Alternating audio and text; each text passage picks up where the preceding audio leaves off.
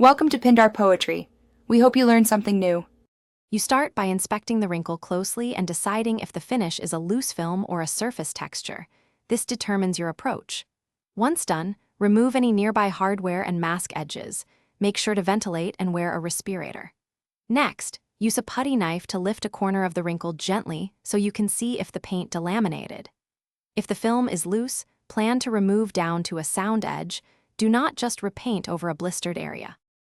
Now you remove the loose paint.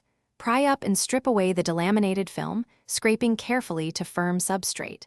Once the bad layer is gone, sand the surrounding edge with 120 grit to blend, then follow with 220 grit for a smooth feathered transition. Make sure to clean dust with a tack cloth and a light solvent wipe. After cleaning, apply a bonding primer to the exposed area and feather the primer out beyond the sanded edge, so new paint will adhere uniformly. Recoat using thin, even coats, never slather paint on, and follow the manufacturer's flash time exactly. You want each coat dry to the touch before the next, so solvents won't get trapped. Make sure temperature and humidity are within range, and use a roller or sprayer technique that matches the surrounding finish. If wrinkles reappear, remove back to the primer, confirm you're not painting latex over alkyd without proper bonding primer, and check for trapped solvent. Then repeat the primer and thin coat process to correct it. Thanks for watching. Consider subscribing if we helped you.